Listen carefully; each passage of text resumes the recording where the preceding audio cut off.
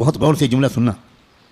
فیصلے کے سال آ رہے. اب دنیا کی زندگی میں زیادہ وقت باقی نہیں, پوری دنیا کی زندگی میں زیادہ وقت باقی نہیں. اب فیصلے کے دن آ رہے ہیں.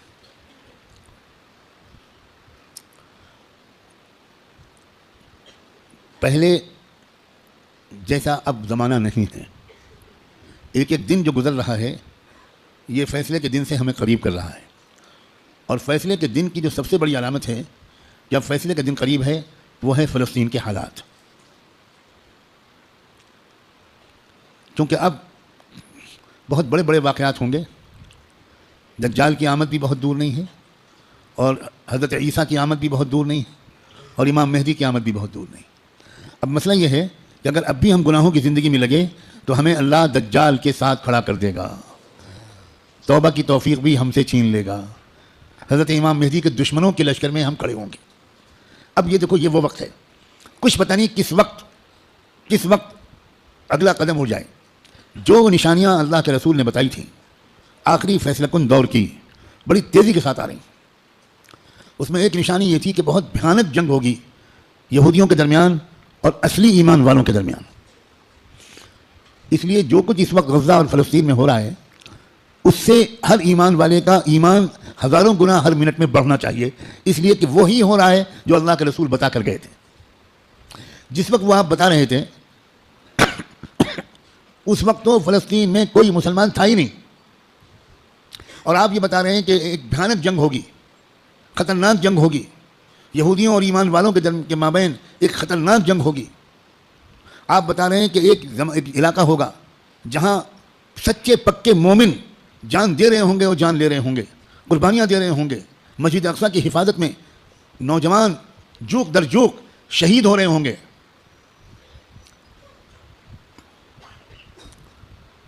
اور اللہ وہاں کے مجاہدوں سے سب سے زیادہ خوش ہوگا.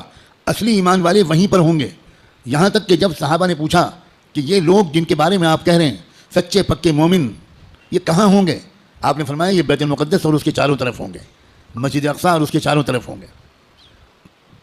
بالکل ٹھیک وہی جو کچھ آپ نے فرمایا تھا اس وقت وہاں ہو رہا ہے. ہم لوگ اسی زمانے میں ہیں, آپ اس سے خوش ہوں یا آپ اس سے ناراض ہوں. ہم کو اللہ نے وہی زمانہ عطا فرمایا جس میں ہم اپنی آنکھوں سے اللہ کے رسول کی بات کو سچا پکا ہوتا ہوا دیکھ رہے ہیں. تو اس وقت وہاں جو ہو رہا ہے اس سے ہر لمحے ایمان کو بڑھنا چاہیے ہمارے. یہ ہمارا ایمان کی مضبوطی کی وجہ. لوگ الٹا سمجھ رہے ہیں یہ جو کچھ وہاں پر ہو رہا ہے اس سے خوف اس کے دل میں آ رہا ہے جو سمجھا ہوا نہیں ہے, ڈر وہ رہا ہے جو سمجھا ہوا نہیں ہے. لیکن جو سمجھا ہوا ہے قرآن و حدیث کو, اللہ کے رسول کی باتوں کو, وہ یہ کہہ رہا ہے کہ یہی تو وہ فرمایا تھا اللہ کے رسول نے, جو ہو رہا ہے وہی ہو رہا ہے جو اللہ کے رسول فرما کر گئے تھے. اس کا مطلب یہ ہے کہ آپ کی نبوت برحق ہے, آپ سچے رسول ہیں. آپ نے اس وقت یہ فرمایا تھا جب اس کے کوئی آثار نہیں تھے. اب آپ نے جو آئندہ کے بارے میں فرمایا تھا کہ جو ہوگا, جب وہ ہو رہا ہے اور پچھلے 6 مہینے سے ہو رہا ہے بلکہ پچھلے 75 سال سے ہو رہا ہے, جو اللہ کے رسول بتا کر گئے تھے, تو اس کے بعد میں جو ہوگا اس مقابلے کا آخری انجام, اس کے بارے میں اللہ کے رسول نے جو کچھ فرمایا وہ بھی یقیناً ہو کر رہے گا. اور وہ کیا ہوگا؟ وہ یہ ہوگا کہ اللہ کے کلمے کا بول بالا وہاں سے پھیلنا شروع ہو کر پورے عالم کی ہر کچی پکے گھر میں اللہ کا کلمہ داخل ہوگا. پوری زمین پر انصاف کا نظام قائم ہوگا, اللہ کا حکم چلے گا, باطل ٹوٹے گا, حق کا غلبہ ہوگا. ایمان والوں کو اللہ تعالیٰ عزت, حکومت, اقتدار, طاقت, غلبہ دیں گے, ان کی قربانیوں کے انعام کے طور پر ضرور دیں گے. اور پھر دجال کا قتل ہوگا, دجال سے چھٹکارا ملے گا. پوری دنیا میں لا يبقى بیت مدر ولا وبر الا وتدخل فيه کلمۃ الاسلام بعز عزیز او بذل ذلیل. اللہ کے رسول کی حدیث کے الفاظ ہیں کہ کوئی کچا پکا گھر یا کوئی خیمہ ایسا نہیں بچے گا جس میں اللہ کا کلمہ داخل نہ ہو جائے, طاقت کے بل پر یا قبول کر کے داخل ہو کر رہے گا. اس لیے لوگوں یہ بہت چوکنا رہ کر جینے والا زمانہ ہے. اگر اسی طرح غفلت میں رہے جس طرح اب تک جی رہے ہیں تو ہمیں خبر بھی نہیں ہوگی, اور اللہ کی طرف سے فیصلہ ہو چکا ہوگا کہ اس نالائق, فاسق, فاجر, خطاکار, گنہگار مسلمان کو میں دجال کا ساتھی بناؤں گا.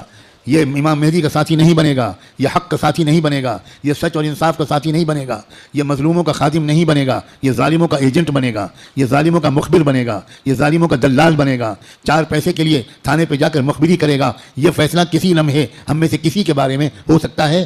یاد رکھنا، میں نے اللہ کی توفیق سے اپنی بساط کے مطابق بہت لمبی بات کو چند جملوں میں سمیٹ کر آپ کے سامنے رکھ دیا ہے۔ قسم کھا کے کہتا ہوں، اس میں ذرا بھی مبالغہ نہیں ہے، فیصلے کا دن قریب ہے۔ اب اگر گناہوں کی طرف واپس لوٹے، اب اگر پچھلی زندگی کی طرف واپس لوٹے، جن غلطیوں کو چھوڑنے کا فیصلہ کیا ہے، بار بار اللہ تعالیٰ سے عہد کیا ہے، بار بار رو رو کر انفرادی اور اجتماعی طور پر یہ ارادہ کیا ہے کہ اب گناہ کی طرف واپس نہیں جائیں گے، دوستو اب اگر واپس گئے تو پتہ نہیں پھر دوبارہ توبہ نصیب ہوگی کہ نہیں، کیونکہ یہ جو دن اب آ گیا زمانہ، اس زمانے کو پہچاننا علماء کا فرض ہے۔ علماء کی ذمہ داری ہے کہ وہ اس دور کو پہچانیں۔ پچھلے دور کی روایتی باتوں سے کام نہیں چلے گا، اب آپ کو اکابر علماء کے پاس رہنا پڑے گا، کچھ مہینے گزارنے پڑیں گے، تربیت لینی پڑے گی، ان کا اعتماد حاصل کرنا پڑے گا۔ جب اعتماد ہوگا تب وہ آپ کو خاص باتیں بتائیں گے، تب وہ آپ کو اپنے سینے کا علم منتقل کریں گے، تب آپ کو وہ امانت سونپیں گے، آپ کو ایک ذمہ داری سونپیں گے کہ بھئی کس طرح امت کے عوام اور خواص کو، امت کے مردوں اور عورتوں کو، اور خاص طور پر امت کے نوجوانوں کو کس طرح سنبھالنا ہے۔ سب سے زیادہ بنیادی بات اس وقت مجھ کو اپنے سے بھی کہنی ہے اور آپ سے بھی، وہ ہے استقامت۔ اب جمنا ہے، کہو انشاءاللہ۔ اب تقوی پر جمنا ہے، اب اللہ کی اطاعت پر جمنا ہے، اب گناہوں سے دور رہنا ہے، اور جیسے کوئی غلطی ہو جائے سب کام چھوڑ کے اللہ سے معافی مانگنی، دیر نہیں کرنی، کیونکہ پل پل یہ خطرہ ہے۔ جو واقعی زمانے کے تقاضوں سے واقف لوگ ہیں، وہ ہر وقت ان کا دل اس وقت فلسطین کی طرف لگا رہتا ہے، اور اس لیے کہ وہ بار بار تازہ ترین وہاں کی خبریں جاننا چاہتے ہیں کہ کہیں دجال آ تو نہیں گیا، کہیں کوئی ایسا دعویٰ تو نہیں ہو گیا۔ یہ غفلت کے ساتھ زندگی کے دن نہیں ہیں، غفلت کے ساتھ گزارنے والے دن نہیں ہیں، یہ بہت ہوشیاری کے دن ہیں۔ اور یہ بھی یاد رکھنا، الٹے سیدھے مقرروں اور مولویوں، الٹے سیدھے جو اپنے آپ کو عالم کہتے ہیں اور ہیں وہ جاہل، ان کی باتوں کے چکر میں مت آنا۔ وہ طرح طرح کی باتیں تم کو بتا کر تم کو غلط راستے پر لے جائیں گے۔ جو سچے پکے اکابرین ہیں، بڑے بڑے بزرگوں کی صحبت یافتہ، قرآن مجید کے مفسر، قرآن کو گہرائی سے سمجھنے والے، اللہ کے رسول کی منشا کو سمجھنے والے، پوری زندگی کے 24 گھنٹے اللہ کے دین کی خدمت میں گزارنے والے، جن پر وقت کے سارے بزرگوں نے اعتماد کا اظہار کیا، ان کی بات ماننا ہے۔ ورنہ سوشل میڈیا پہ جاؤ تو 50 انجینئر ملیں گے، اور 50 ڈاکٹر ملیں گے، اور 50 طرح طرح کے لوگ ملیں گے جو اسلامی پروگرام چلا رہے ہیں۔ ہمارے نوجوانوں کو نہیں معلوم کہ اسلام کی ویب سائٹس کے نام سے جو ویب سائٹس چل رہی ہیں، اس میں سے تقریباً 70% یہودیوں کی ویب سائٹس ہیں، اور باقی قادیانیوں کی ویب سائٹس ہیں، کچھ ہمارے ملک کے ہندوؤں کی ویب سائٹس ہیں جو اسلام کے نام پر چل رہی ہیں، اور اس میں قرآن کا درس ہوتا ہے، احادیث کا درس ہوتا ہے، مسئلے بتائے جاتے ہیں، اور ہمارے نوجوان وہ بیچارے بجائے علماء سے جڑنے کے وہ سوشل میڈیا سے مسئلے معلوم کرتے ہیں۔ ابھی مجھ سے چند دن پہلے یہیں کسی نوجوان نے پوچھا کہ ہمیں بعض مسئلے معلوم کرنے پڑتے ہیں تو ہم سوشل میڈیا پر جاتے ہیں، وہاں پریشان یہ ہوتے ہیں کہ الگ الگ سائٹ سے الگ الگ جواب ملتے ہیں۔ میں نے ان سے پوچھا کہ جب آپ بیمار پڑتے ہو تو سوشل میڈیا پر جا کر علاج کراتے ہو؟